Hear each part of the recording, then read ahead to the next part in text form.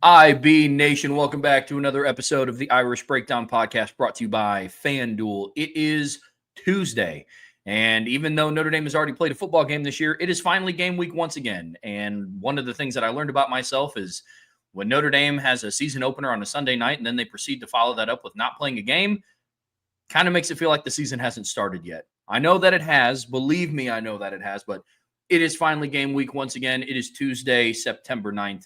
And today, Brian, we are going to start by previewing this Notre Dame versus Texas A&M matchup. It's number 16 Texas A&M traveling up to South Bend to take on the number 8 Fighting Irish in Notre Dame. It's going to be Saturday, September 13th. It's another night game, 7:30 p.m. Eastern Time kickoff. If you're not able to make it up to the game, then you can always watch it on NBC, or it's probably streaming on Peacock as well. Now, when we start getting into the lines of what this game are, we take a look at what our FanDuel numbers tell us. And what they tell us is right now, Notre Dame is 6.5-point favorites. The over-under right now is set at 49.5. I think they're kind of waiting for Notre Dame to break that 30 threshold for them to get an over-under that's over 50 before they're comfortable putting that over-under higher. Little nugget, I think this has the makings to be a little bit higher scoring of a matchup. We'll dive into that as the week goes on. But, yes, right now FanDuel has the over-under for this game set at 49.5. But, Brian, this is an extremely interesting matchup. When you look at this big picture, you start to get into the conversation of, okay, what do each team bring to the table on either side? Well, Texas A&M hasn't started a season 3-0 since 2021. Right now they're undefeated, sitting at 2-0 with wins over UTSA and Utah State. As we know, Marcus Freeman is 1-2 in home openers. They lost to Marshall, lost to Northern Illinois last season. Their lone win came against the first FCS program that they played in Notre Dame school history. 0-2 against FBS teams. They are. Home openers. They are. And Mike Elko, since he's taken over at Texas A&M, is currently 1-1 in road openers. So it's that conversation of, okay, what takes the day? One of these dominoes has to fall. Ideally, it falls in favor of Notre Dame, but I'm excited to dive into this matchup with you this week, man. Yeah, this is a huge game for Notre Dame, and a game that Notre Dame fans should be fired up about. I'm honestly a little disappointed at some of the reactions from Notre Dame fans. Not that they're not mad about the Miami game, but almost kind of like they've given up on the season already. You know, you and I were talking about how there's a lot of people trying to sell their tickets. There's people talking about, is this game even worth going to? Are you kidding me? This is a pair of top 20 teams. This is Notre Dame's home opener. Everything that Notre Dame wants to play for this season is still in front of them. It's still in front of them, right? I mean, you've got a top 20 SEC team coming into town this weekend. How are you not excited about that? This is a great chance for Notre Dame to go out and say, hey, we did not play well in the opener. We lost a game we shouldn't have lost. Now let's rally back by 3 points. Let's bounce back and go win. I hope that the players and coaches have more fortitude about this game than some of the Notre Dame fan base. Some of the Notre Dame fan base is fired up, and they're exactly like we are, Trev. I can't wait to see this team get back out there. I can't wait to see what this team is going to do on the bounce back. Other fans are ready to quit. Thank God the players – well, I hope that the players and coaches don't pack it in like some people who don't even want to come to the game now. You know, it's like, look, man, this is going to be a great game. It's a home opener. It's a night game. It's a top 20 team. It's an SEC team. It's a former Notre Dame assistant. You win this game, and you're back on track. Simple as that. I can't wait for this game. I really am excited about it, Trevor. It's been a while since we've been in Notre Dame Stadium. It's been a while since we've been inside Notre Dame Stadium where it wasn't really cold. So I'm looking forward to that. You know, it's even been longer for that. So I'm excited. I'm ready for this game. I'm ready for this breakdown. This is going to be a tough opponent. That's what you want at Notre Dame. That's what you want. So I'm excited about this. I'm excited about this matchup and ready to get this thing rocking and rolling. You and me both, man. I'm ready to go for this one. I mean, the last home opener Notre Dame had at nighttime, I think, was Michigan back in 2018. We know how awesome that game was. And then we also know what Notre Dame went on to do that season. You win this game, And the playoff hopes, all the playoff implications are still well in Notre Dame's hands. You guys know how we're going to get down today. We're going to talk part one. We're talking what's at stake here. We've broken that down into 3 key areas. Part 2, we're going to dive into Texas A&M specifically. Now, this is going to be a big picture overview. Tomorrow, we're going to get a little bit more in the weeds about offense and defense. This is just a general overview. Texas A&M as a team, high-level view of their offense, high-level view of their defense. So, Bryan, there's going to be a lot that we're going to cover here today. But, we already started to hint around it. There are a lot of things at stake for Notre Dame, and we've broken that down into 3 different little points of what is really at stake. And that starts with getting back some momentum and building some confidence after what was a tough loss on the road in week 1. This game was going to be a big show us what you're made of game, no matter what happened in the opener. It was either going to be you're coming off of a big win. Can you handle success? Last year Notre Dame opened the season against Texas A&M, and they came home and lost at home to Northern Illinois because they didn't handle success well. I also want to say that the same stuff people are saying, like, I'm afraid this is going to go on throughout the entire season. That's the same stuff we heard after the Northern Illinois game, and honestly was a legit concern that we had after the way that game played out. No team just stays the same from beginning to end unless you just think this is a bad coaching staff, which I just don't think that it is. But when you look at it, Trev, it's like you're going to have to show who you are now. The other one was, if you lose, how do you rally back? How do you bounce back? Are you just like, it's no big deal. We played a good team, nothing to worry about, no stress. And then you don't actually kind of look in the mirror and say, hey, what led to that loss from a player and coach standpoint? If that happens, then this is going to be a much tougher game to win. If you look at that opener and you in the loss and you have a little bit of, man, that's on me. I want every player from CJ Carr to Jeremiah Love to Emil Wagner to Anthony Knapp to Leonard Moore to Don Shula to Drake Bowen to everybody to look in the mirror and say, what did I do that cost my team? And how do I fix it? And where's that kind of that pride coming from? And that's going to tell us a lot about who this football team is, Trev. It's going to tell us a lot about what the leadership is like. It's going to tell us a lot about what their football character is like. It's going to tell us a lot about, the cohesiveness of this coaching staff working together. It's going to tell us a lot about the ability of the leaders on the team to rally this group together. You've had 2 weeks to kind of let this stew and fester, and how you respond to it's going to tell us who you are. If you come out in this game and kind of lay another egg and don't play well and don't play hard, even if you win, that's going to be a little concerning to me.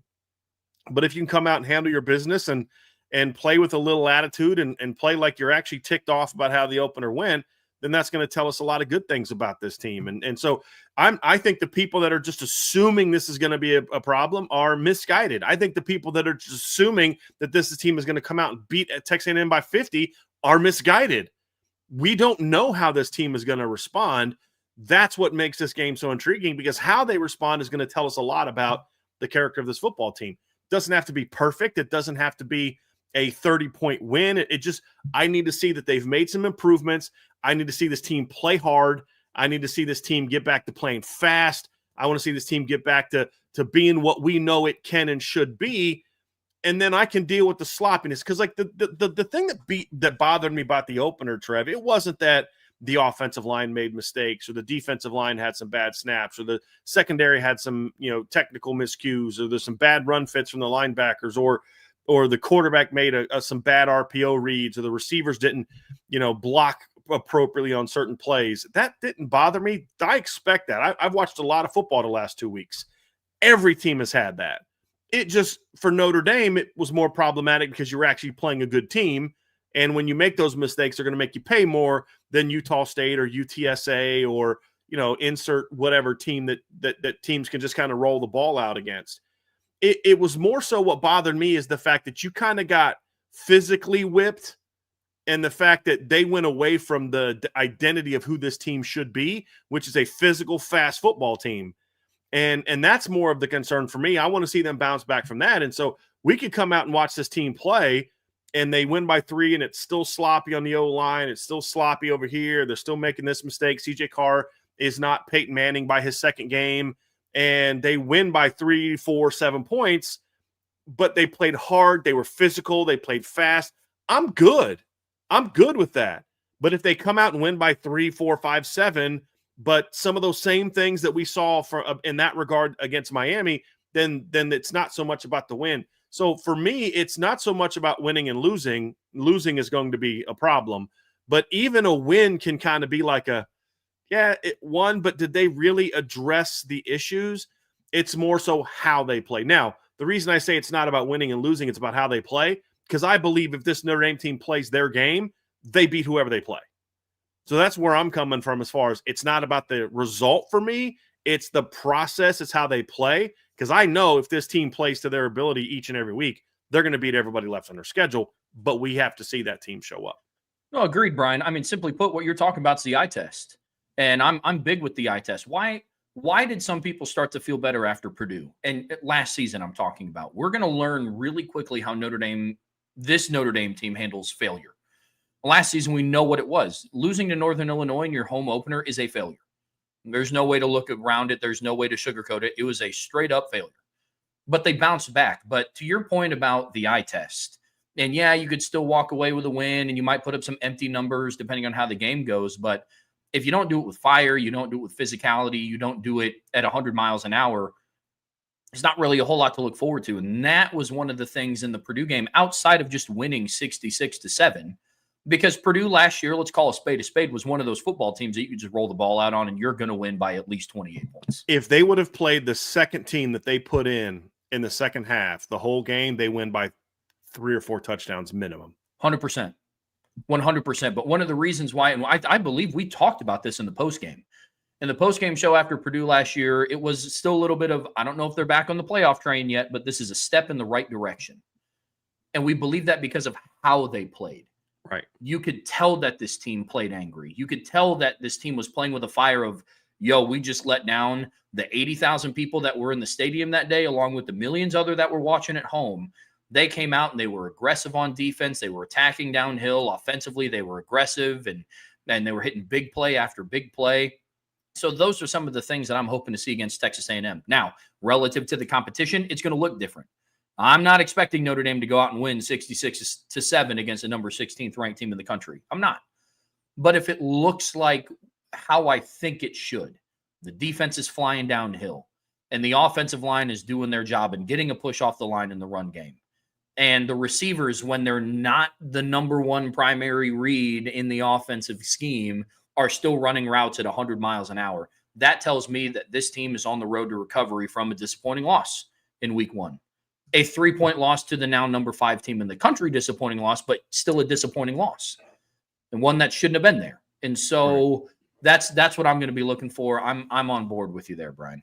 Yeah. In like there's certain arbitrary things that people look at that they want to see that I don't care about. I don't care if Mike Denbrock comes out and they're going to go 12 personnel and run it to Jeremiah Love the first 7 plays of the game. Like, I don't care about that. Call plays at work. Because like the funny thing is the people that are like, they better give Love the ball are going to be the same people in the postgame show pissed off that the offense didn't do anything. Why did they just keep handing it to Love? Why didn't they throw the ball? Why didn't they do this? Like, if stuff doesn't work, people are going to complain about it. Mm-hmm. I care that it works. I want to see them come out but it's not about the play calls. I don't care if they throw the first 5 plays of the game. I want to see him be physical. I want to see him be fast. I want to see him be aggressive. And I want to see him take the fight to Texas A&M. That's what I care about. I don't care if they come out and run a, blitz, hey, let's employ the cover 1, that we're so good at. If that happens and they don't play hard and fast and physical and sound, I don't care about the structure of the defense. Those things matter. My point is those are secondary to this team playing a certain style. Now, I will argue that the defensive structure is what led to some of the passivity of the defensive players. But overall, it's just about that's what this game is going to be about, Trevor. It's going to tell us what's in the heart and soul of these football players from a football standpoint. That doesn't mean they're not great people, awesome people off the field, but I'm talking about, that's what I say, their football character. And we're going to learn a lot about that this weekend. I want to see that this weekend. And then the play calls, and this is the reason I don't care about play calling. If you're doing that, if you're playing hard, you're playing fast, you're being aggressive, and you're executing your job, the play calls kind of take care of themselves. That's why I say that's not the issue. There's a deeper rooted issue that hurt Notre Dame against Miami that they've got to fix. And if they fix that, they could run the same exact stuff coming out against Texas A&M that they ran against Miami, and they're going to win this football game. Then we can start talking about what adjustments need to be happening with the scheme and the play calling. That's my point, is you better fix this other stuff first, because at the end of the day, it won't matter what stuff you call if this is what's still going on. And that's something that I want to see from this team on Saturday night. So when we talk about what's at stake, that's a lot in week 2. This is exactly what we knew could potentially happen if they lost the opener. You immediately get put into this win or go home type of scenario in week 2. And that's what's at stake at Notre Dame. And I hope that means Notre Dame fans are fired up. And I hope that Notre Dame fans rise to the challenge in the same way that they're hoping that the Notre Dame team does. Like, if you're not going to this game, if you had a ticket and you're not going to this game because there's an illness, there's something going on, totally get it, totally respect it. Sure. And we have someone on our site that's selling their tickets because there was an illness to a couple. They're still coming, but some people they bought tickets for can't come, so they have some tickets available. By the way, there are some tickets on sale for face value or what those people bought it for at Irish Breakdown. That's totally fine, but there's people not coming because they're mad about the opener. Now you're the problem. I mean, this is a big game. Be there. Answer the bell in the same way that you're asking and expecting the Notre Dame team and coaches to answer the bell. Be there. Be loud. Be excited. And then if they don't hold up to their end of the bargain, then we can address that after the game. But the Notre Dame fans better be out there loud and fired up in this game. Otherwise, okay, you're mad at them for not doing what they need to do. Well, where are you? Where are you right now? Oh, you're selling your tickets to A&M fans? Cool. You're the problem now at this point in time. You know what I mean? Like, you're softer than you think that the Notre Dame team is. I'm just going to flat out say it. If that's the reason you're not coming, because you're in your feelings about the opener. We don't want the players to respond that way. Then the fans need to also respond the right way and be there and be loud for that team, because it needs to be a big environment, because you need to do for this team what the Miami fans did for their team 2 weeks ago. And Notre Dame fans are always clowning on Miami fans. Well, now eyes are on you. They stepped up. I had friends that were there. They said that place was crazy loud. Are Notre Dame fans going to respond the same way? We're going to find out on Saturday night. But that's what's at stake for this football team, Trevor. And I hope that the fans understand that and the fans have their back the way that they should have their back. We can't cheer at the game because, we're there doing a job. But fans better be loud and fired up and give this team the backing that they need. And then it's up to the players and coaches to respond in kind with the energy that they need to respond with and play with. Yeah, I'm hoping so, man. The same people that complain about Notre Dame not being a hostile place to play are the same people that sold all their tickets to Georgia and Cincinnati. Plain and simple.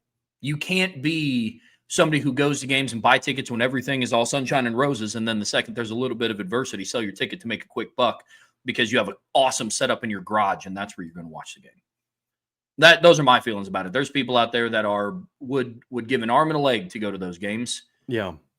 And unfortunately, people are very, very quick to sell those. Now let's see if the Notre Dame players give them a reason to show up and be loud. That's going to be the thing. Because that, like I said, Trev, that's part one. It's not even about the playoff resume and all that, which we'll talk about again. It's you're going to show who you are as a football team from a character standpoint. Mm-hmm. By how you not execution wise per se, still early in the season, but sloppy execution because it's early still results in wins when a talented football team plays hard, plays fast, plays physical, and takes the fight to the other team. And that's what I want to see from Notre Dame. Well, let's talk a little bit then, Brian, about the playoff implications, because there are some things that can domino effect for Notre Dame, win or lose, with this game against Texas A&M. We talked about it last week. There is a path to the playoff with a loss, but it's very, very, very slim. And I said it last week. Look, man, you lose this game, and your playoff destiny is now officially out of your hands. You got to hope for a bunch of things to happen in front of you and teams behind you to continue falling off. And that's not a good spot to be in if you're a Notre Dame fan. But you win this game, Brian, you said it earlier in the show, you're back on track. And Notre Dame's playoff destiny is well in your hands. Win and you're in.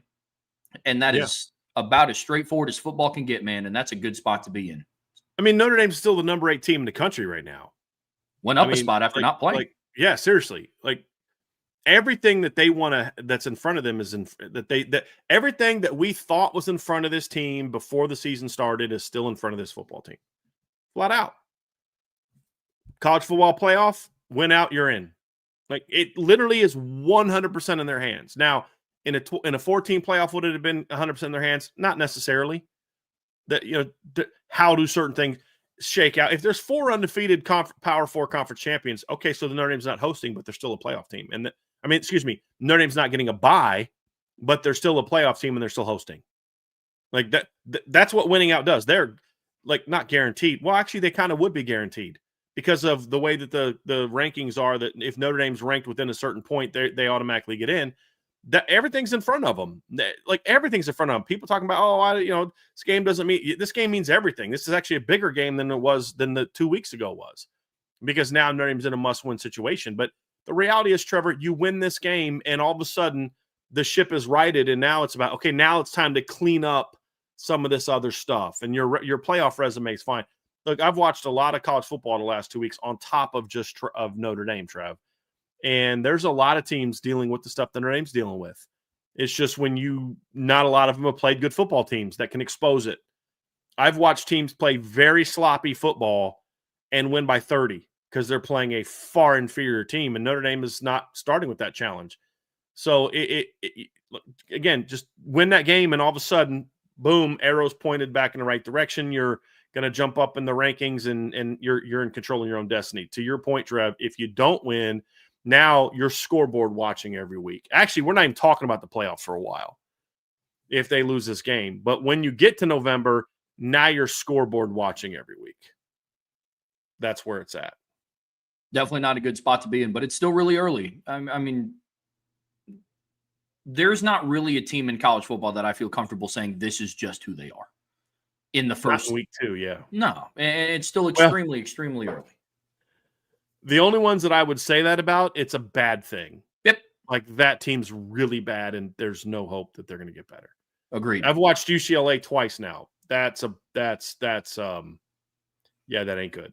Oh yeah, like people are losing their minds over Florida losing to South Florida, and I'm like, yeah, it's a bad loss.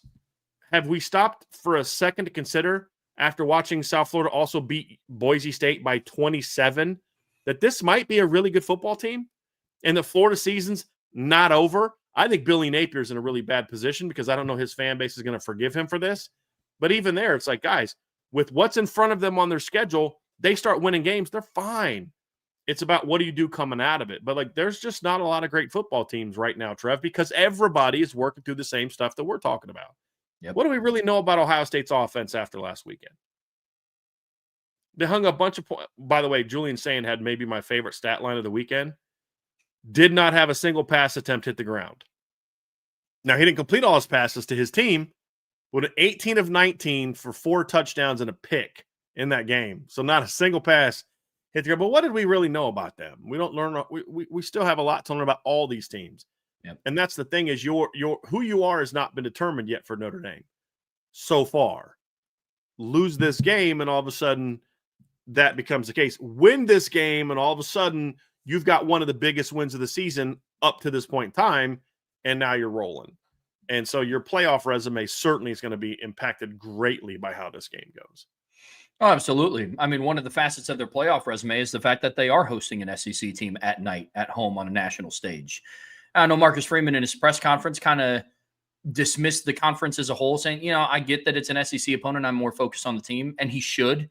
That should be the head coach's stance. But at the end of the day, the SEC, we all know the kind of light that they're looked upon.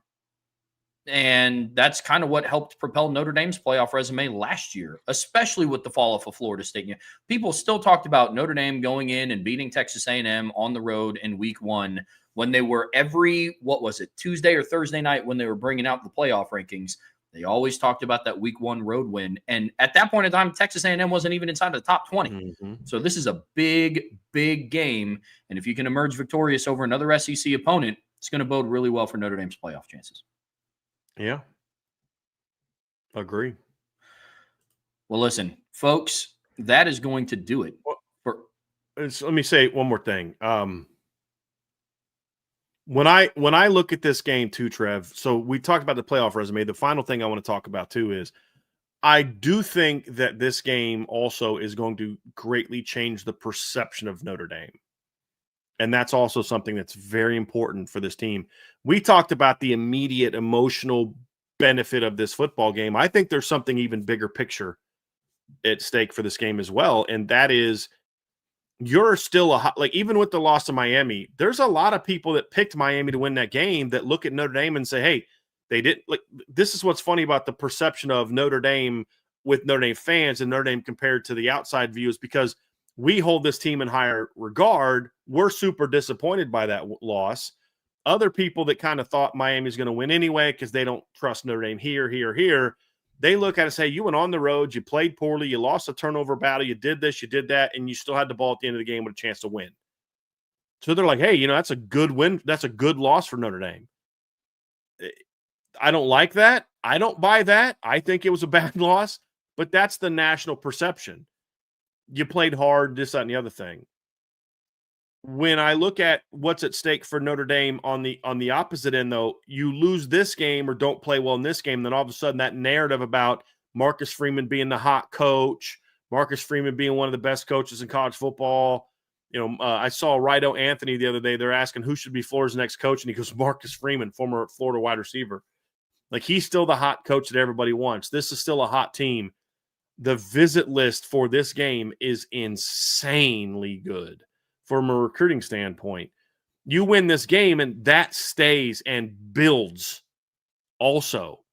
And if you don't win this game, we're back to what's at stake for this game. We're talking about what happens if you win or lose. Now, all of a sudden, you get a giant black eye that's going to be hard for you to recover when you look at the rest of your schedule. Maybe USC October 18th has a big enough sort of resume by then to be a meaningful win. I don't know what else is going to be that kind of meaningful season-defining win if you don't win this football game, Trev. You're going to have to hope that there's chaos in college football that allows you to get in at 10-2, and all of a sudden you look great. But now, like you said, you're hoping that USC runs the table until they play you. You're hoping that USC is a top 10 team when you play.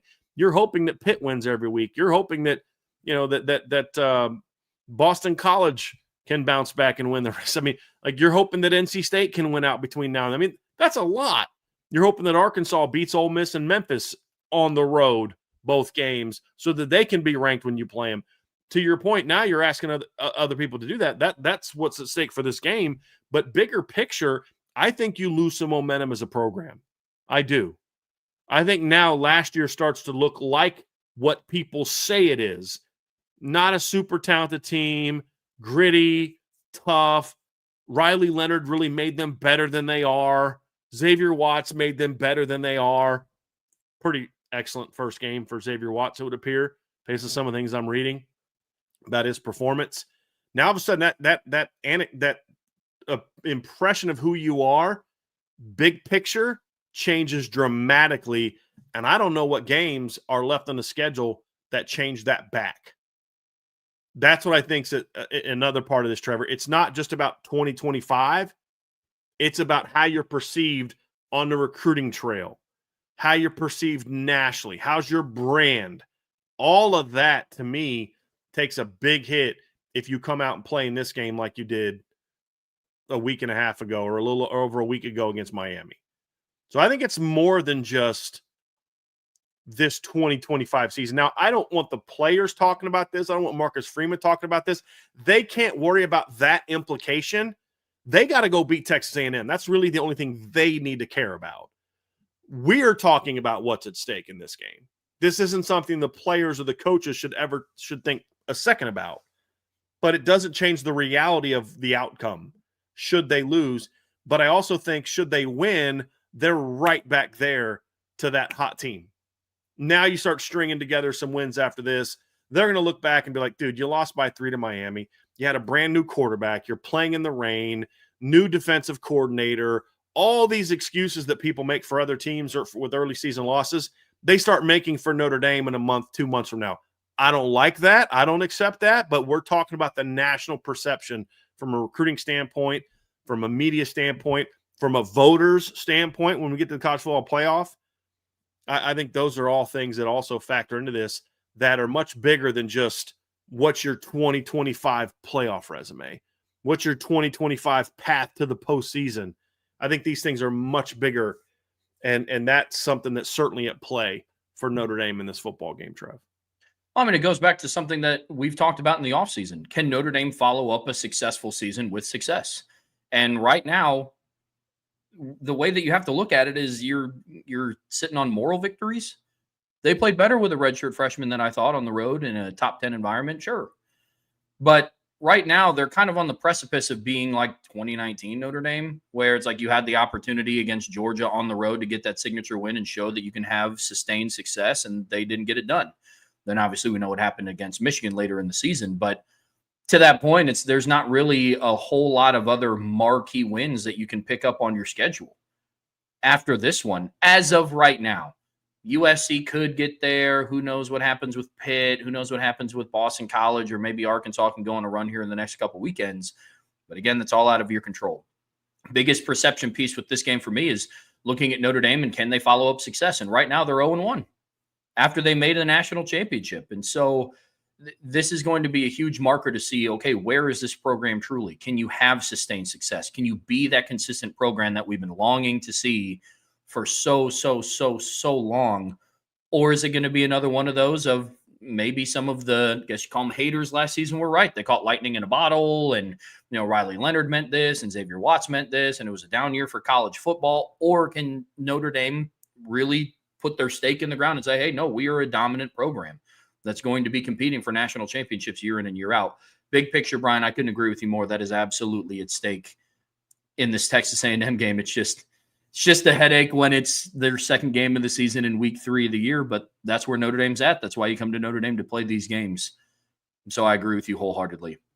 But that, ladies and gentlemen, is going to do it for part 1 of today's show. Don't go anywhere. We're getting ready to dive into our Texas A&M overview. But before we get there, make sure you hit that like button. Make sure you subscribe to this channel. Also, make sure you're subscribed to CFB Nation. More content coming out there. Vince and I will be back again this Thursday night at 8 p.m. to do the spread option. That'll be live. But as always, the best way to support what we do here, subscribe to the premium message boards at boards.irishbreakdown.com. All right, Brian, in part 2 of today's show here on the Irish Breakdown podcast, brought to you by FanDuel, we are going to start diving into our preview of the Texas A&M Aggies, Notre Dame's second opponent of the 2025 season. And when you look at this team, starting at the top, their head coach, somebody that Notre Dame is extremely familiar with, very familiar. Mike Elko was Notre Dame's defensive coordinator in 2017. And then obviously, as we know, Notre Dame faced off against Mike Elko in his coaching debut last season in week 1. This is a big year for him. It's year 2 of the Mike Elko era. Third year in a row, Notre Dame is going to face a Mike Elko coach team. Yeah. Because they faced him in 2023 when he was at Duke as well.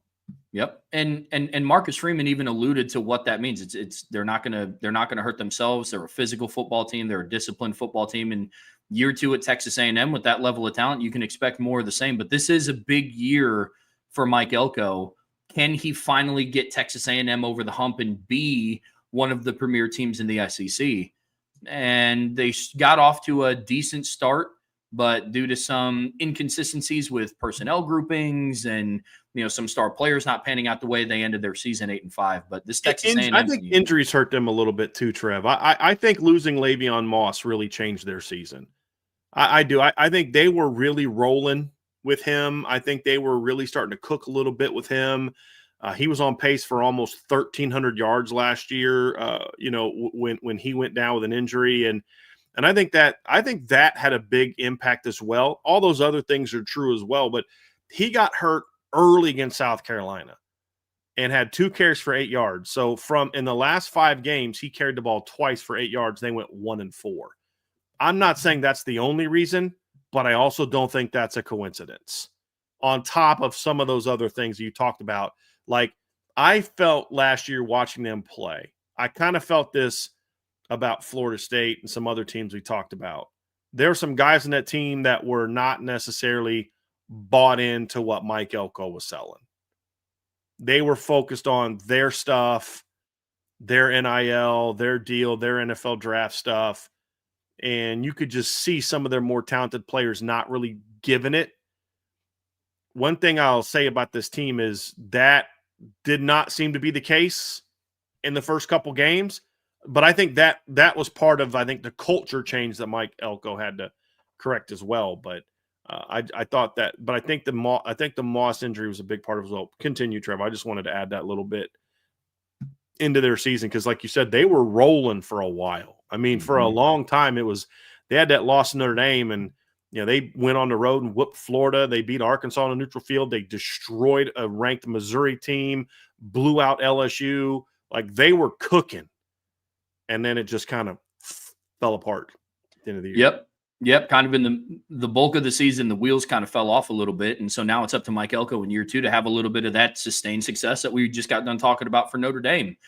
Well, I mean, even some of the betting services are also in show me mode. You know what I mean? I mean, and I think that is more of a testament to Texas A&M as a program and who they've been for the better part of a decade, more so than it is a Mike Elko impact. But you go and look at where FanDuel has them for their overall win totals, and right now their over-under is set at 7.5 wins. So they're also kind of predicting them to be this, 7 to 8 win team. You go and you look at their schedule and you kind of understand, especially once, October 25th and on, as of right now, all of your opponents are ranked outside of Samford, who they play on November 22nd. But you're on the road against third-ranked LSU, on the road against Missouri, who looks as hot as ever right now, home against South Carolina, and then you have Samford, and then you finish your regular season at Texas. You have all of those games really without a bye week. You get a bye in between LSU and Missouri on the road, but that's got to be where the bulk of that comes from. But this is why this is a big game for Texas A&M up in South Bend as well, because you're going to be tested on the road. But right now, that's where FanDuel has them at. But yeah, Bryan, this is going to be a big test for Mike Elko on the road. We talked about how important this game is for Notre Dame, and to your point, as we preview Texas A&M, this is a big moment for Texas A&M. And you can just look at the chat that we're talking about here. A&M's an 8-4 team. They're 8-4 Texas, and all those things are true about that program. Somebody in the chat said Notre Dame's something like had more 11-win seasons since like 2020 or something like that, since Texas A&M's had since like 1940, something like that I saw earlier, and what's ironic is some of the best teams Texas A&M has had in the last 30 years, Notre Dame played and beat in the postseason. They beat an undefeated Texas A&M team. I think 1993 Texas A&M was undefeated, I believe. One of the 2 years that Notre Dame beat them in a Cotton Bowl back-to-back, A&M was undefeated. Yeah, it was not to 1993. Notre Dame beat them in 93. They had one loss. They were 10-1. Yeah, it was the 92 season when Notre Dame dominated them. They were undefeated. They beat a ranked Stanford team to start season. They beat LSU on the road, beat Missouri on the road, beat Louisville, beat Houston on the road, beat TCU, beat Texas on the road. They were all the way up. They beat Texas on the road 34-13. They come into the Cotton Bowl against number 5 Notre Dame, ranked 4th in the country and undefeated. And it was close first half, and then Notre Dame dominated in the second half. So we've seen Notre Dame play some of those best Texas A&M teams, but that's what's in front of Mike Elko. That's what he's trying to change, is that they're no longer that team. They'll every now and then have that miraculous Johnny Manziel type of 2012 season, but then they just go right back to being Texas A&M. And that's the mantra that surrounds Texas A&M. And a game like this can be one of those wins that says, hey, we're not that team anymore. A loss doesn't tell people they're still that team. It's because it's still going to be considered. You're on the road against top 10 team. If they just battle for Notre Dame for 4 quarters, that's going to be viewed as that's a good football team down there in College Station that Mike Elko's got. Did you see they took Notre Dame down to the wire? And let's say they lose to Notre Dame the same way Notre Dame lost at Miami. That's going to be looked at by a lot of people like the Notre Dame loss was to Miami. Hey, you know what? You went on the road, played a darn good football team. You weren't quite good enough, but they're going to be off. They're going to be fine. Then you got a bye week coming out of it, and then you've got 3 straight home games. There's a good chance they're going into their October 18th matchup against Arkansas, as a borderline top 10 team. If they lose in a close game, Notre Dame, they'll stay 17-22 most likely. and then you get a bye week, you get Auburn at home, Mississippi State at home, Florida at home, other teams are going to lose. You're creeping up closer to the top 10, beat Arkansas on the road. That LSU matchup is now going to be huge.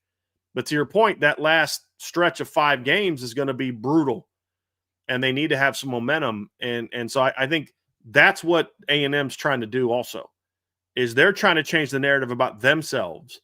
And there's no better way of doing that than to go on the road and beat Notre Dame. That's what they're going to try to do. This is a darn good football team. This is not last year's A&M team, but I also think Notre Dame should be a better football team than they were when they played last year as well. Yeah, I agree. I mean, the same conversation surrounding Notre Dame and their respective tier is kind of the same conversation around Texas A&M and their respective tier in college football. It's, they are who they are. They'll have the occasional good season, but then they revert back to, for Notre Dame, they revert back to a 10-win football team that's just around the discussion, but never really fully in it. And then with Texas A&M, it's, they're once in a while, they'll have a 10, 11-win football season, but then you revert back to being a 7 to 8-win ball club that's, if they do this, this, and this, then maybe the following year they're in a better spot. But I agree with you wholeheartedly. If Texas A&M can play Notre Dame the same way that Notre Dame played Miami on the road, then the conversation, I think, will start to change. And what do we know about Mike Elko? He is somebody that can come in and make changes extremely quickly to every program that he's been at. The turnaround he had as Notre Dame's defensive coordinator from 2016 to 2017 was huge. The changes that he made in Texas A&M's defense from 18 to 21 was massive. And then we obviously know what he did at Duke. And even last year with Texas A&M, they were in the bottom tier, the bottom half of what the SEC was, year over year. They were potentially a Texas win, a game away from beating Texas to playing for the SEC championship. No, they were definitely. If they would have beat Texas, they're in the SEC championship game. Like that, yes. Flat out. Yeah. Yeah. And because that would have put them at 9-3 in the regular season. And with only 2 losses in the SEC. Correct. And so that would have knocked Texas out. Because they'd have got Georgia would have still got in, but that had been Texas's second loss in the conference, because they also lost to Georgia. And then since they would have won the head-to-head with Texas, that knocked them out. Because so they were an 8-5 team last year, right? They had 3 losses, Notre Dame, and then 2 conference losses. And then the Texas loss was loss number 4, and then they lost to USC in a bowl game. That was their loss number 5. But yeah, they'd have been 9-3 going into the game against Georgia with a shot to play in the college football playoff if they could have beat Georgia. So, yeah, I mean, their overall record doesn't look great. But to your point, Trevor, there were times last season when it looked like this A&M team had a chance to do something really impressive. They just couldn't turn the corner. So what do we know about this Aggies team in 2025? Well, they're 2-0. They beat UTSA, who is sitting at 0-2 on the season. They also beat Utah State last Saturday. They dropped over 40 points in both of those wins. I know, again, from a final score perspective, the games look almost identical as how they played out, really just a 4-point swing either way. But when you dive into these games, I thought that their performance was significantly better against Utah State than it was against UTSA, despite the final scores looking similar. So, Bryan, when you look at this Texas A&M team, they kick off the year 2-0. What are some of your takeaways, big picture, about this program as they head into their matchup in South Bend? Well, to your point, Trev, I mean, they beat UTSA 42-24. They beat Utah State 44-28. One big difference is UTSA did a lot of their scoring early, and Utah State did all their scoring late. They scored 16 of their 22 points in the second half when the game was over. I think it was 35-6 at halftime. I think was what the score was. I have to go look at that here real quick, but I think that's what it was, Trev. But yeah, they're a team that in the first 2 games is like a lot of other teams. They're still working out some of the kinks, and I think that there were some issues that I saw from that team in game 1 that didn't really show up in game 2 as much. So I think that's when you look at Texas A&M, I think that's the first thing that I look at when I'm talking about this football team is I think they did what you expected. It was 30-6, excuse me, not 35. It was 30-6 at halftime. It was 10-6 at the end of the first quarter, 30-6 at the end of the second quarter, and they came out and rolled. So I think they were more physical in the trenches in game 2. I think their defense was a little bit more sound in game 2, especially against the run.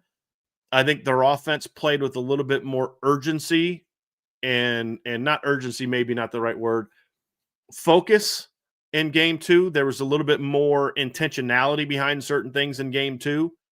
I thought in game 1, Colin Klein was trying to be a little bit too, look how smart I am. In game 2, they came out in 12 personnel the first couple plays and ran it right down Utah State's throat. I think that was as much of a Mike Elko having a little heart-to-heart with Colin Klein during the week of preparation as it was anything. But I think it was a thing where it's like, we're going to come out and make a statement. And I think that's what good coaches do. They say, listen, we went away from our identity. Let's get back to that. And let's come out and punch this team in the mouth. And then after a couple nice runs, then they start opening up and they start having success and their receivers go off. So I think they're at a place where, and I think UTSA is a talented football team for that level. I think they're a team that has some weapons. Obviously, you have McCown at quarterback and things along those lines. But I think this is a team that's used the first 2 weeks to say, hey, look, we're playing inferior teams. Let's go out there, learn a little something about ourselves, make some tweaks and adjustments. And now they get to come to this Notre Dame game with another chance for that, another chance to continue to get better and see if they can play better on both sides of the ball. Because the one thing they have been the first 2 games, and again, I think this is as much about early in the season as it is anything necessarily about them, is they were trying to think of that. They were a little bit more impressive to me offensively in game 2. And defensively, I thought they had they were really ugly in game 1. Offensively, they were a little bit more impressive in game 2, but they were kind of the same team the first 2 games. The defense is the one for me that I felt looked very different in game 2. Even though the results weren't a whole lot different, Trevor, obviously 24 points compared to 22 points and there wasn't like a giant difference in total offense in the 2 games or total defense in the 2 games. Like I thought they just looked more impressive in defensively in those 2 games, especially against the run. I'm sorry, there wasn't a big difference in passing success in the 2 games, but the run game how they performed against the run was very different because of how they played. I think that's where it symbolized, like, okay, they came out, they played a little harder, a little bit more aggressive, controlled the trenches, and just looked like a more stout football team in game 2. I think the numbers also reflect what you're talking about, Brian. I mean, they played a much cleaner style of football against Utah State than they did against UTSA.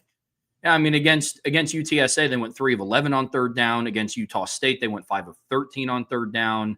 In their week 1 matchup, they gave up 6.2 yards a carry. And they followed that up a week later, only allowing 2.2 yards a carry. They were also a cleaner team in terms of penalties. In the first game against UTSA, Texas A&M was penalized 7 times, gave up 50 yards in penalties. And you follow that up, you go down a little bit. They had 5 penalties for 54 yards compared to Utah State's 11 penalties for 72 yards. And so there are a lot of things that Mike Elko and his coaching staff can take away from their performance from week 1 to week 2 that says, hey, we're trending in the right direction. Because a lot of the mistakes that they were making, to your point that you brought up earlier, in week 1, you saw that with a lot of football teams. A lot of football teams in week 1, because it's week 1. It's, there you'll have some hiccups. And so they were definitely more focused on the run, on offense and defense in week 2, got back to a little bit of the identity and playing into the strengths of what their offense is. And I think defensively they played more sound. I think that symbolizes kind of what the struggle is for Mike Elko at Texas A&M. It's about, look, they've always had talented athletes. They're always going to put guys in the NFL. What Texas A&M has lacked over the years is a toughness. And that's what I think kind of worked for R.C. Slocum back in the day when they were kind of not dominating, but yeah, they were kind of dominating the Southwest Conference for a little bit there. And they were a heck of a football team in the early 90s, especially. But they were a team that it was the wrecking crew. I mean, on defense. I mean, there was one year, I think they had, what was the name of the linebacker they had? He was the number 2 overall draft pick. But like they had Oh man, I'm gonna have to Quentin Corey. I think his name was Quentin Corey. I could be wrong. Someone look this up, but they were putting NFL guys into the draft all the time, defense in the draft all the time, because there was just a level of Quentin Coriat was his name. There was a level of just toughness that team had. He was number two overall draft pick of the Colts back in 1992. He's on their 91 team. And like that same year, they had a cornerback that went in the first round that year. Aaron Glenn, obviously currently the head coach of the New York Jets, played cornerback for them. The next year, Patrick Bates, a safety, was the number 13 overall draft pick from Texas A&M. They were just a team that was constantly putting out big-time players in the NFL on the defensive side of the ball. Sam Adams the next year was the number 8 overall draft pick. Aaron Glenn, as I mentioned, was the number 12 overall draft pick. They also had Greg Hill, a running back. So in 3 years during that time when Notre Dame was playing them, they had 5 defensive players get picked in the first round. Like, they were a team that could, and they were going to hit you. They were going to play physical. Notre Dame ended up dominating them second half of that after the 92 season. But that first half was a physical football game. The next year, Notre Dame beat them 24-21 in a physical football game. They haven't been that for a long time. And that's what Mike Elko is trying to bring back. Yes, you have to have athletes, but Mike Elko is trying to bring back a level of, we're going to be physical, we're going to play hard, we're going to punch you in the mouth and play a style of football that's going to be hard for people to beat us if our talent also is up to where it needs to be. And so they haven't lacked talent in recent years. They've lacked toughness, physical and mental toughness. So I think the fact that they came out early against A&M, against Utah State, and did what they did was more of a, we're going to pound this into your guys' head that we are a physical football team. You've got to buy into that. You got to believe that. And then it's up to us as coaches to make sure that we're putting them in position to play the game that way. And Mike Elko's the defensive play caller for them this year. You could see that. They were very aggressive going after Utah State. But I think coming out against, now part of it might have been they were backed up at their own 5 to start their own 10 to start that drive off, to start that game. But it was still we're going to come out and instill a level of toughness. And if they watched Notre Dame against Miami, sarcastic, I know they did, they're going to say, hey, Miami whooped Notre Dame in the trenches. We got to whoop Notre Dame in the trenches. And they're going to try to come out and instill that same thing. But that's what I like about what Mike Elko's doing is, he's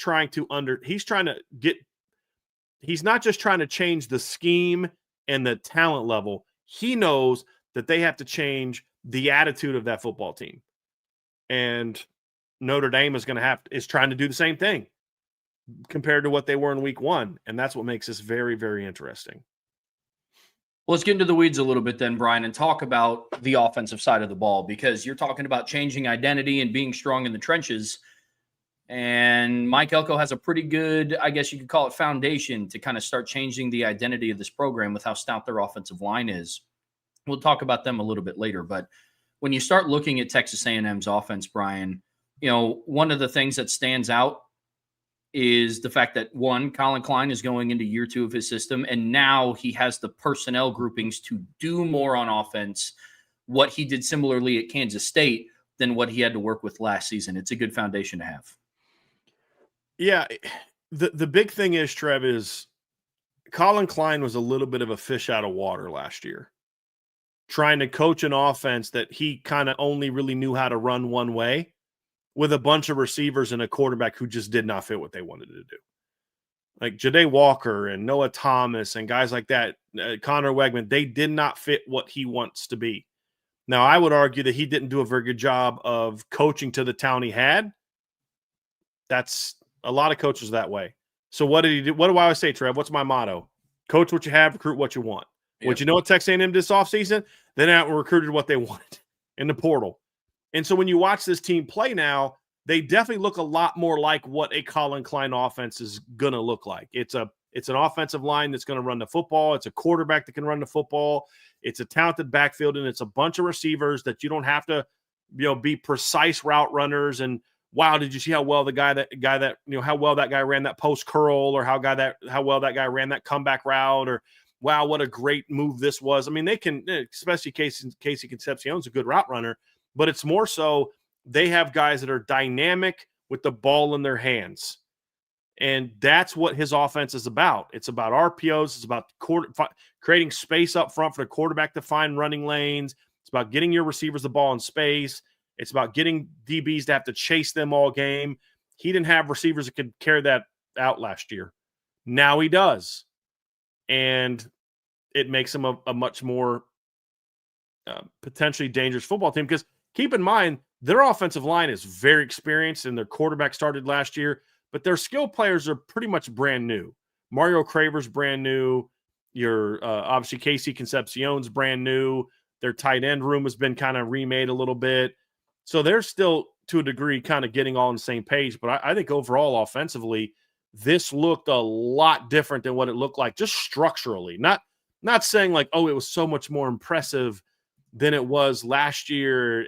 No, because they had some moments like this last year. I mean, they had 399 yards in the first game against UTSA. They were okay. They were much better in game two against a Utah State team that I don't think is very good.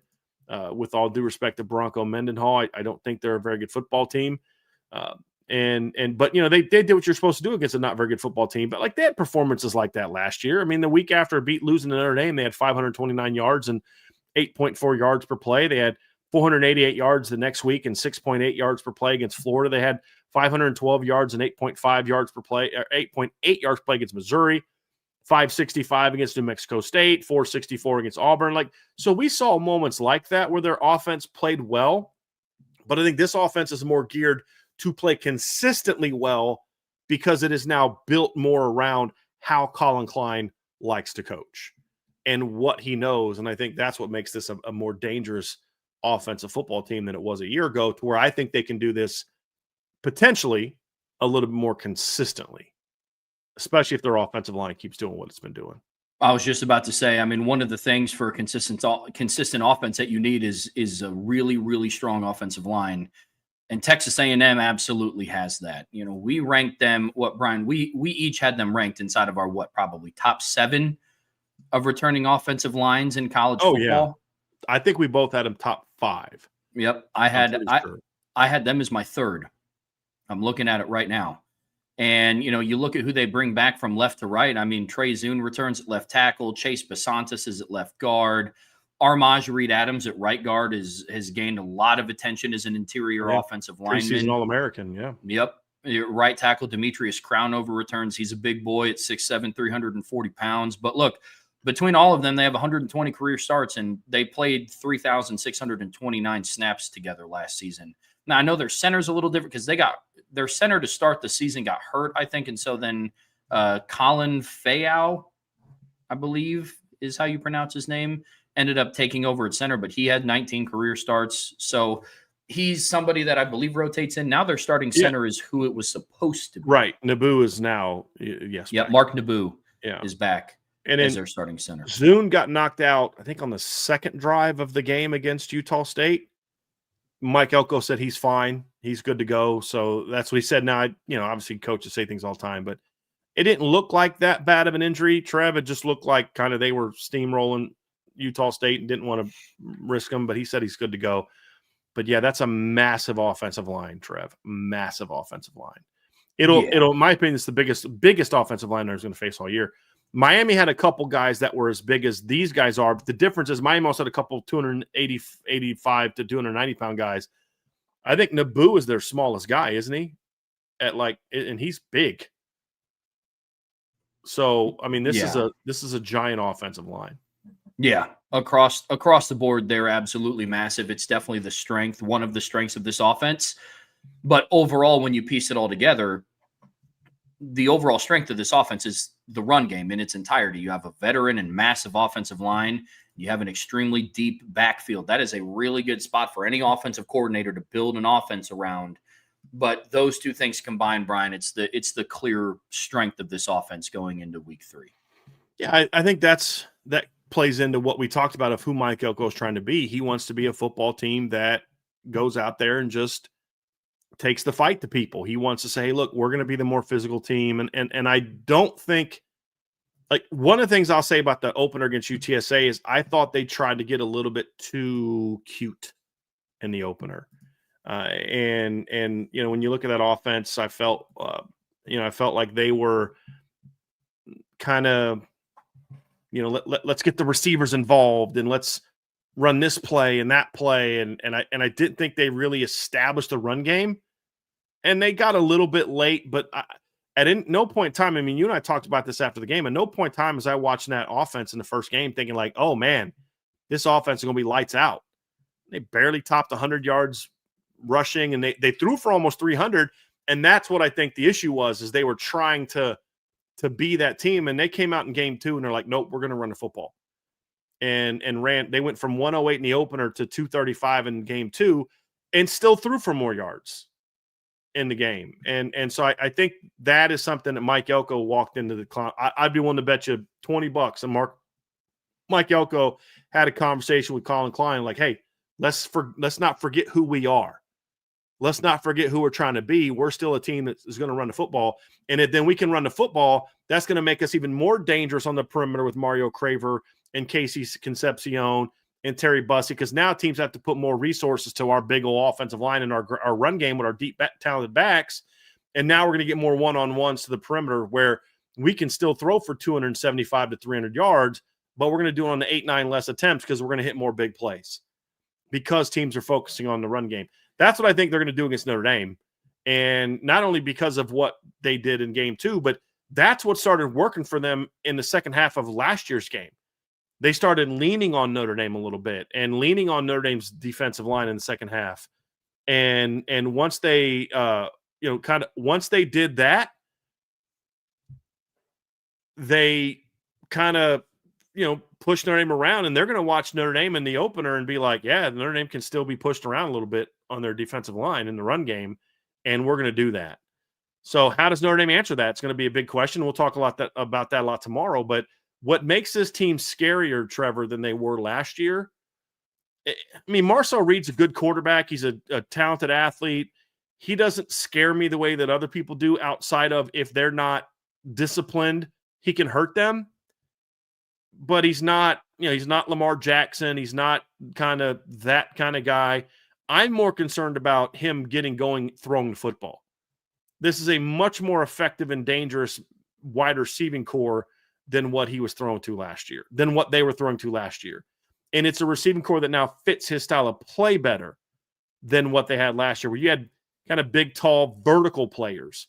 Now you've got guys, you can run a bunch of RPOs with him because you now put DBs and linebackers in tough spots because you got to worry about him running, but then he can also check it down, to a guy on some of those triple option RPOs. And, you commit to him, he pops it out there on some little screen to Casey Concepcion or Mario Craver or Terry Bussey, and now it's a big play that way.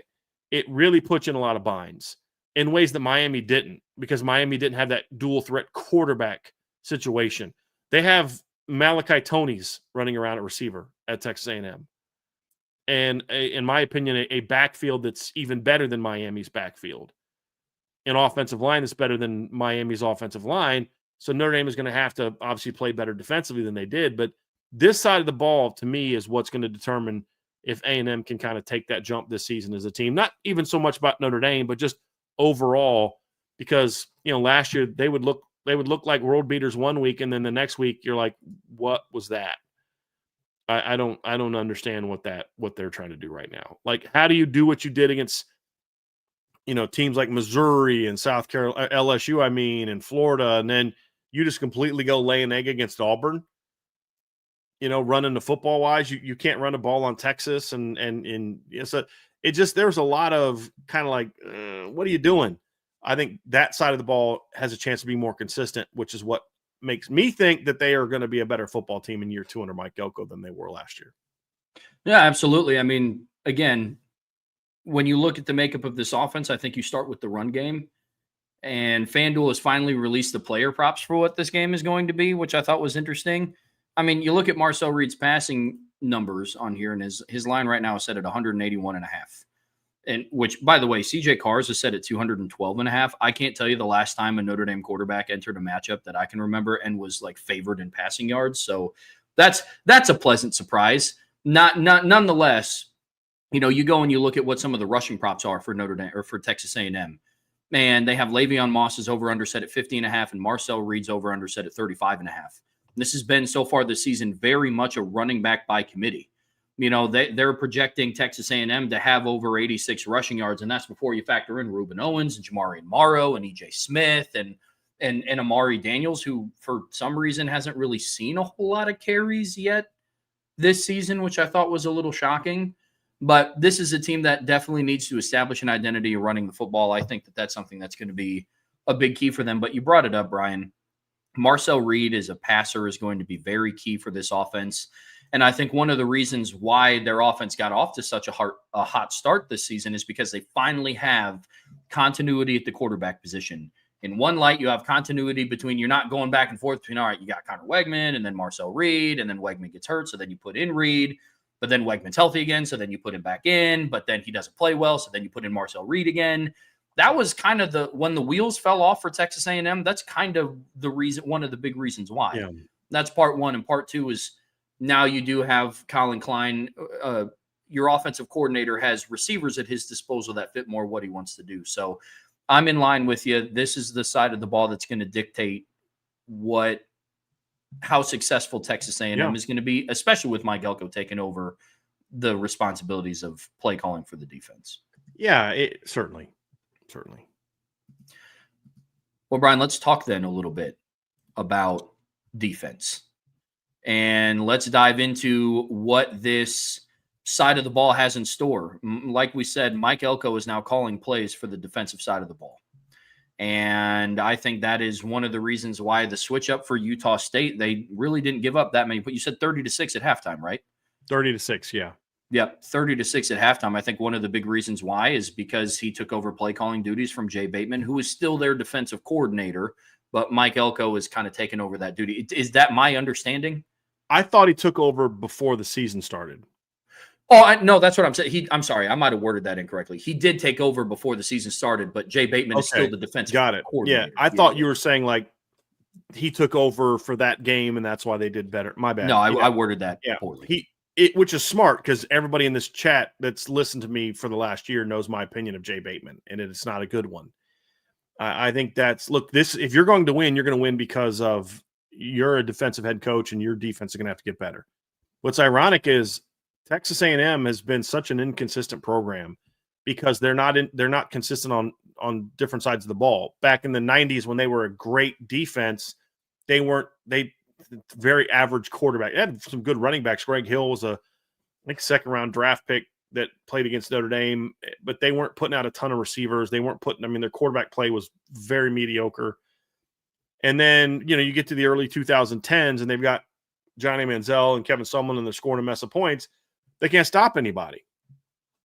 And then, and then you get to the Mike Elko era as defensive coordinator, and their defense is very good, but then their offense starts becoming kind of garbage, and so it's been one of those things where they've never been able to get it on the same page. And this is probably the closest that they have been to a team that's potentially dangerous on both sides of the ball. But even still, their defense has to get better than it has been the first two games, and certainly better than it was last year to get back to kind of playing like they did under Elko when he was their defensive coordinator. Because, we've seen years where their offense was dynamic. In 2012, they scored 44.5 points per game. And that year, they were a pretty good team. They went 11-2. Their defense gave up 21.8. It was a good defense. It wasn't a great defense, in my opinion.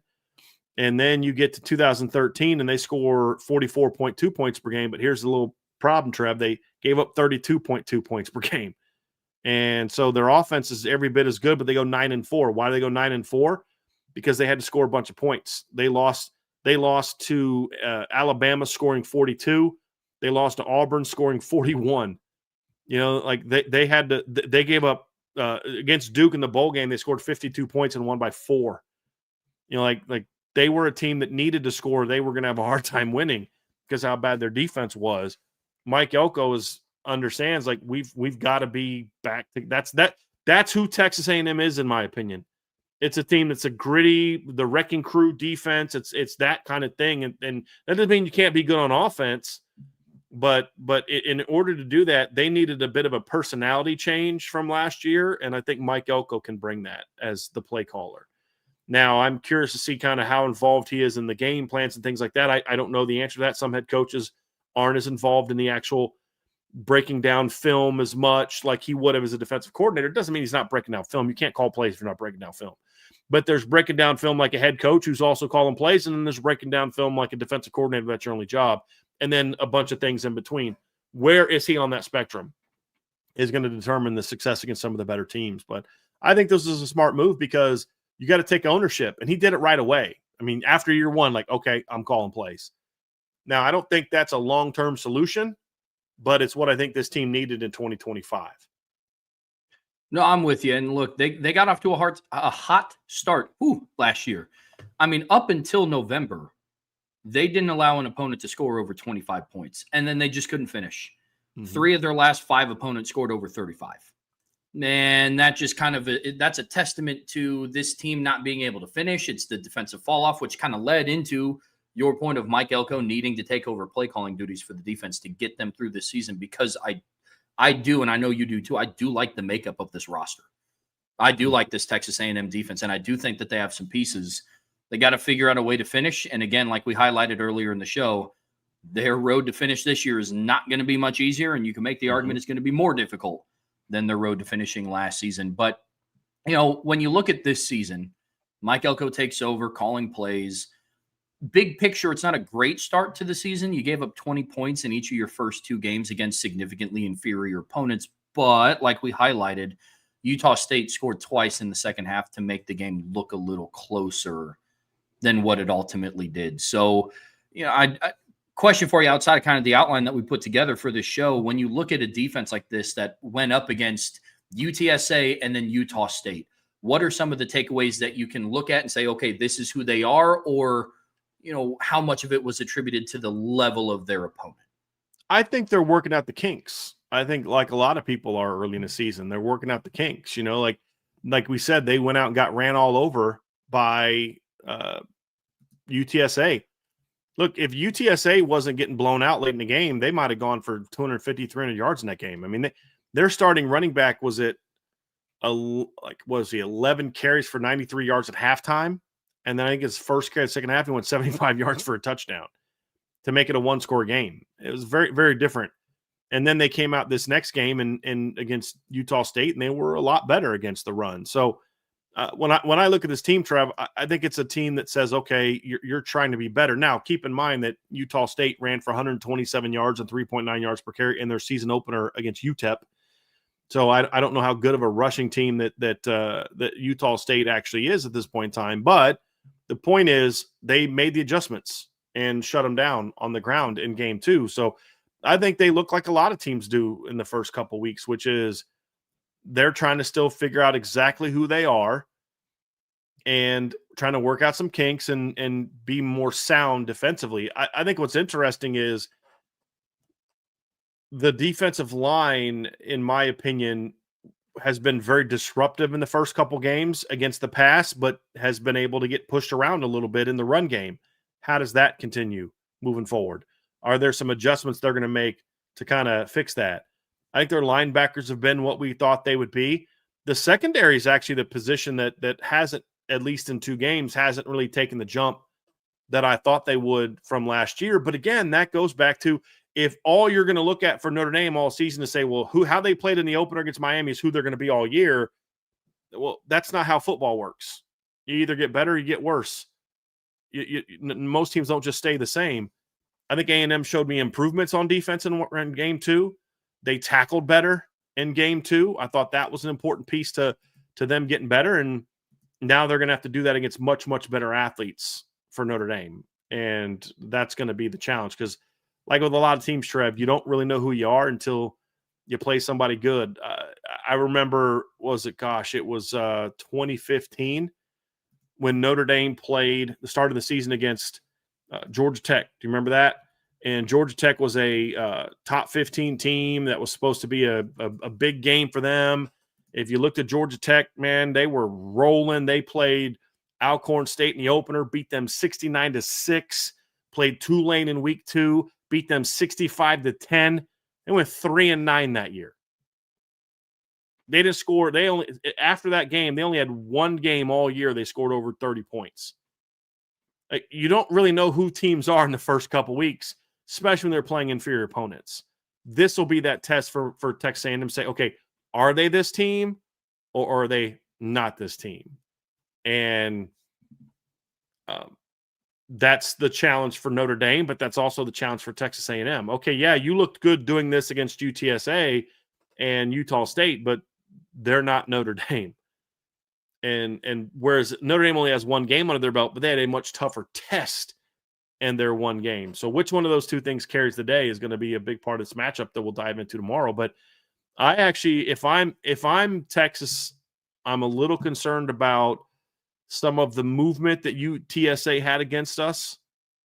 And I'm a little bit concerned about some of the ability to throw the football that teams have had on us.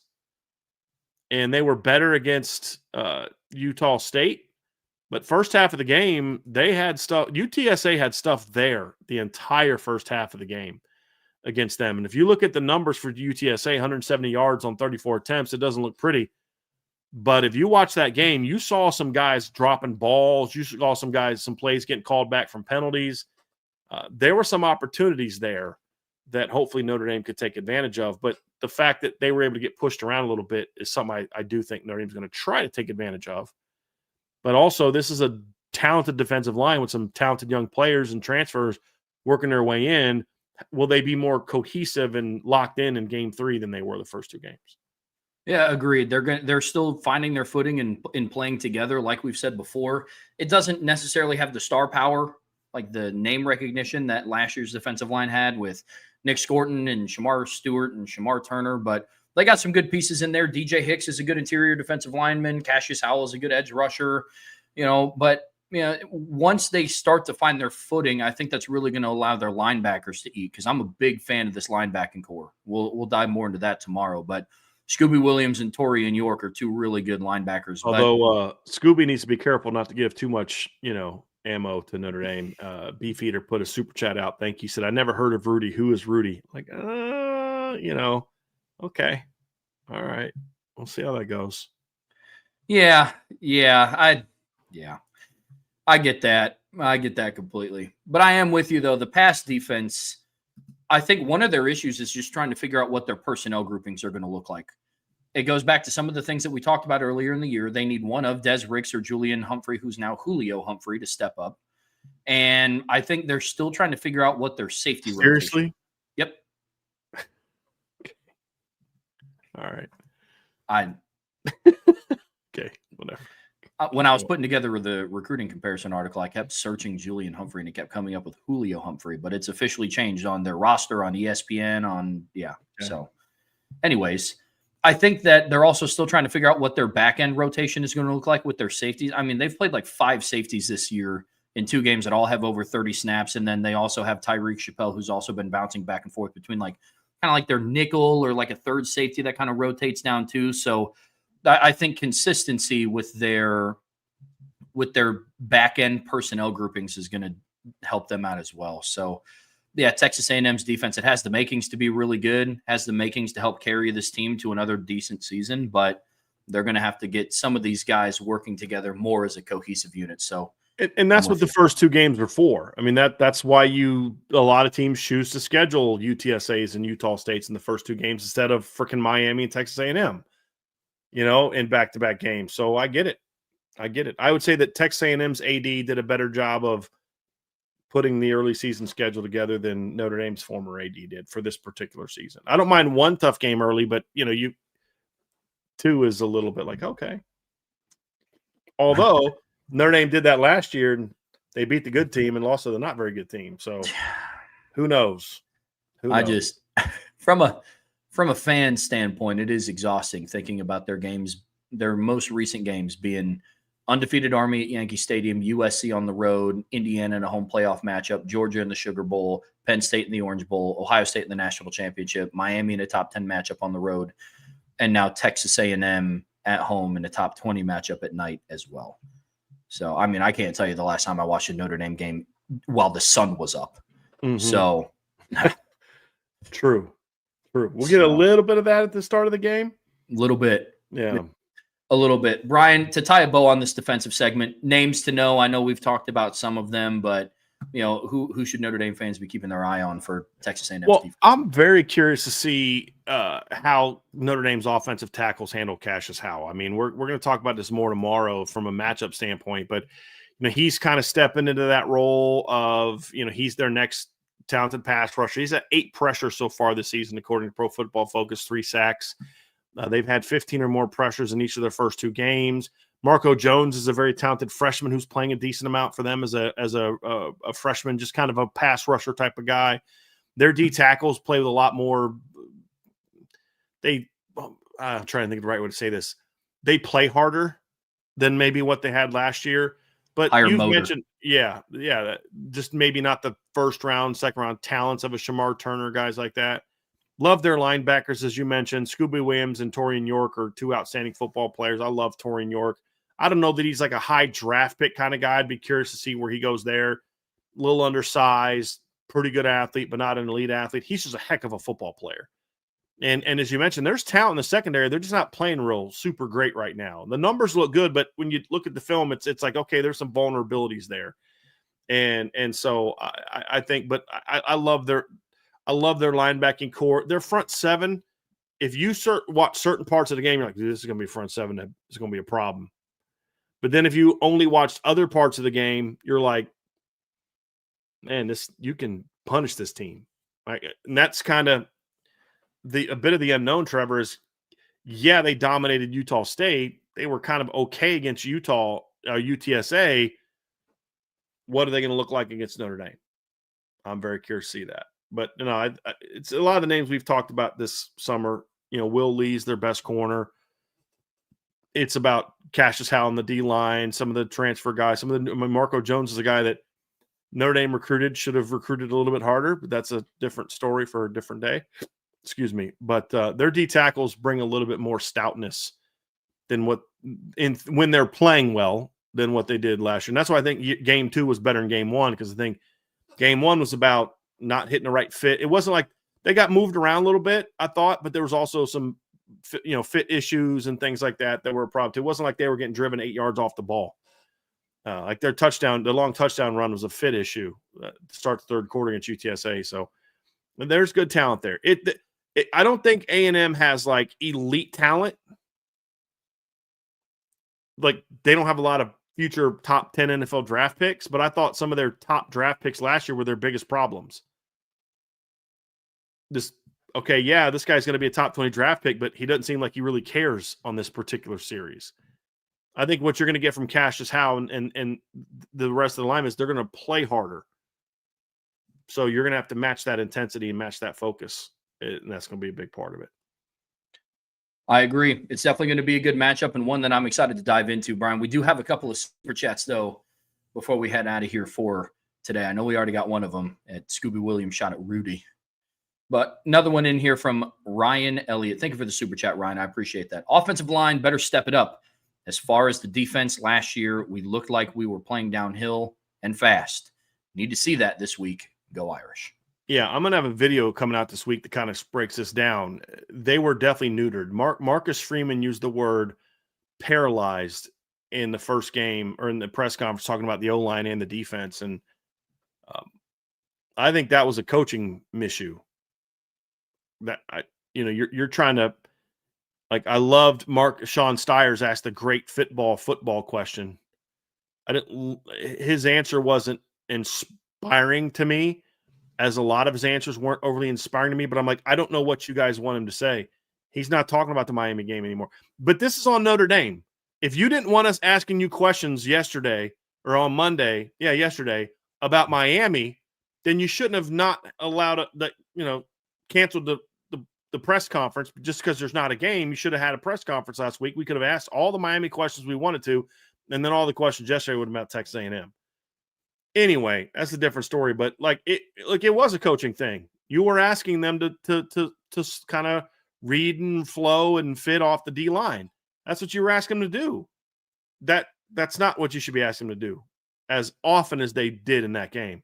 So getting back to letting them play fast, letting them play downhill. And the thing is crazy. I asked 3 or 4 different people that were at practices, leading up to the game, and all the not leading up to the jersey scrimmage and the jersey scrimmage. And the one thing I got from all those people that I talked to was, that's not what I saw in practice. So clearly this was something. I hope it was just a Miami related game plan and not who Chris Ash wants to be. That's my hope. But get back to let Drake Bowen play downhill. Let Adon Schuler play downhill. Let KVA play downhill. Let Jaden Osbury play downhill. Let Jaden Sneed play downhill. Attack. Be the aggressor. We talked about this, Ryan, in our postgame show, is they let Miami dictate everything in that game. Yeah. Notre Dame's got to get back to being the team that dictates everything to A&M. So I agree with you on that. Absolutely. And then a super chat from Akshat Shakar. Thank you for the super chat. Does Mickens have the same role in setting coverage structure under Ash as he did under Golden? I don't know the answer to that. My guess would be no, because what we saw Saturday did not look a whole lot like what I know Mike Mickens has done in the past, but that's a guess. I don't know the answer to that. I haven't been told definitively. I mean, I know he's still the pass game coordinator, so I would think so, but it did not look like it on Sunday night. That's for sure. I have a strong inkling that we're going to find out moving forward who's going to be setting the coverage structure, depending on what the defense starts to look like as the season starts to unfold. So I'm with you. I'm with you there. Yeah, I do. Before we go, Trev, I do want to talk a little bit about the press conference, because there's a lot of people upset about what he didn't say in the press conference. And I just want to remind people, like, guys, I don't know what you thought he was going to say in the press conference. We've been doing this for years. What did you really think, like, honestly, that Marcus Freeman was going to go in there and be like, the offensive line played bad? He wasn't going to say it even if he believed it. Now, I also am sympathetic to people that are like, he's now 3 times since the end of the Miami game said the offensive line played well. Said it again on Monday. I get the concern. All I can tell you is just because he said that doesn't necessarily mean he believes that. That's all. Just leave it at that. Yeah, here's my nugget for his press conference. Sometimes you kind of have to look behind the curtain. You have to look at body language and how something is said, because when somebody puts it out on Twitter, what is said versus how you listen to it and how you watch it be said is a little different than reading it. Marcus Freeman at his core, I can't believe, and some may call me naive for this, can't go back and watch the film and watch what happened against Miami and say that it was well. So, and it would go against everything he's been about in 3 years, Trevor. That's the other thing. I'm sorry. No, you're right, though. No, you're right. That's what I was about to say, man. It's like, look, at the end of the day, when has Marcus Freeman ever in his 3 years, he's going into year 4 being the head coach at Notre Dame, when has he ever, after they lost to Northern Illinois, after they lost to Marshall, after they lost to Stanford, when has he ever gotten up in a press conference and said, this unit played bad, and this unit played bad, and this unit played bad? If my memory serves me, that was one of the things that people hated about the last head coach that was in town. And so, no, none of what he said in the press conference surprised me, to the dismay of many who wanted him to roll out the game plan of exactly how they were going to beat Texas A&M and put out there for everybody to see what exact specific adjustments were made. Sometimes with press conferences, people will get mad at it. It's coach speak. Well, he's a coach, and it's a press conference. It doesn't surprise me. And he's in a lose-lose, because if he hammers his players, to your point, we're going to be like, man, you just threw your players into the bus. It's your job to get them ready. So if I'm going to have people be pissed, I'd rather them be pissed at me and not my players. Here's the other thing, too. So I think sometimes people read too much into body language. Sometimes I think people that read into body language are reading it correctly, because sometimes the body language is not good. Marcus Freeman's body language on Monday was not good. And he kept looking down and looking around. And my thing to you is, I believe that Marcus Freeman is a relatively honest person. And whenever he has press conferences after bad games and gives us kind of the it's going to be okay stuff, he doesn't look super comfortable. And the reason that I believe that to be the case, this is my opinion, I think he knew what he was saying was not necessarily what he wanted to say in regard to like what he is saying to his team. He's not going to give us that. Look, we've explained this to you guys. Notre Dame has a very adversarial relationship with its media. I don't understand why, but they don't want to give us anything. They don't want us to be around anything. They're not going to give us anything. And when you combine that with the fact that his nature is, I'm not going to throw my players under the bus, the fact that he looks so uncomfortable to me says that you got to pick one of these two things. Either A, he's telling you the truth and he's just all of a sudden became awkward at press conferences randomly for no reason whatsoever after the Miami game, or after saying those things, he's uncomfortable because that's not really what he feels about his team.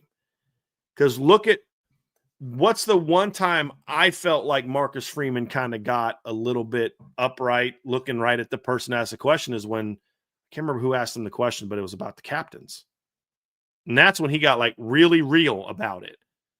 At first, then he went into, you shouldn't judge them by their, and then all of a sudden he starts looking around and, shouldn't judge them by their, because he didn't believe that. He absolutely knows that if your captains aren't playing well, that's going to have an impact on your football team.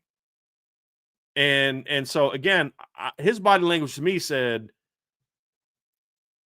what he's telling us, all the kumbaya, everything is good. That's not who Marcus Freeman, that's not what Marcus Freeman thinks, but that's not for us to see and know. That's for his players and coaches to feel that on the practice field and in the room. And I think if Marcus Freeman genuinely believed the things he said, he would have looked a lot more comfortable in that press conference yesterday. But because he's torn between here's the truth and here's here's my desire not to throw my players and coaches under the bus and give people that fodder, which he shouldn't because social media will go nuts with it. That's why he looked like he didn't want to be there. Well, I don't think he did want to be there. And I don't think he loves doing those money press conferences. I wouldn't either if I was him. It's part of your job, though. It's part of the deal. It's part of what you do. But I think that's why he looked the way he looked, Trevor. I think he knew that he was putting on a brave face and saying all the right things. But at the end of the day, he knows what we saw is flat out not good enough. And like I said, I'll just tell you from the couple things I've heard from about 3 or 4 different people about how practice was last week. He had a very interesting way of interacting with his offensive line for someone who thinks they played really well in that game. I'll just leave it at that. Well, listen, folks, that's going to do it for us here today on the Irish Breakdown podcast at 5 p.m., little after 5. I believe IB Nation Sports Beat is going live tonight. I think they will also be diving into what was talked about in Monday's press conference, so be sure to tune in there. Bryan and I will be back tomorrow to dive more into this Notre Dame Texas A&M matchup. We're going to get a little bit more into the weeds. We're talking Notre Dame offense versus A&M defense. And flip side of the coin, Notre Dame defense versus A&M offense. And then Thursday, of course, we have Keys to Victory, prediction show. So we're back on schedule, man. We are back in a normal game week cycle. And Notre Dame finally plays football on a Saturday. It's been quite some time since we've been able to say that as well. So I'm psyched about it. I know you are too. Massive, massive opportunity on Saturday. But to be in tune with everything, you have to make sure you're subscribed to this channel. Make sure you have that notification bell hit so you know whenever we go live.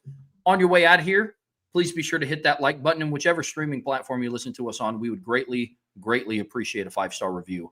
Bryan's going to have some film breakdowns coming out on the message boards. You see that scrolling down there at the bottom of the screen. A lot of questions about defensive fits and philosophy and scheme. So make sure. Yes, Christopher Hardy, there is also spread option Thursday night as well. Vince and I will be going live Thursday night on the CFB Nation channel. Make sure you subscribe there as well. And also make sure you're subscribed and you are a member of the premium message boards at boards@irishbreakdown.com. I have 2 videos coming out this week in advance of the A&M game. I'm going to have an RPO video breaking down the RPOs against Miami, some of the mistakes that were made, some things they can do to clean it up. And then I'm going to have a breakdown of the defense that shows why I think it was an issue and why I think the scheme is what caused the linebackers especially to not play all that well. So I have both of those up. That's going to be for premium members only. And also a reminder, the post-game show will be live, but the Upon Further Review is now something that we record. We have video breakdowns in it. We do X's and O's. That's now a message board only thing as well. So people have asked about where's upon further review. That's on the message boards at boards@irishbreakdown.com. All the more reason to be subscribed. Well, until tomorrow, that's Bryan. I'm Trevor. We'll see you back here very soon on the Irish Breakdown Podcast.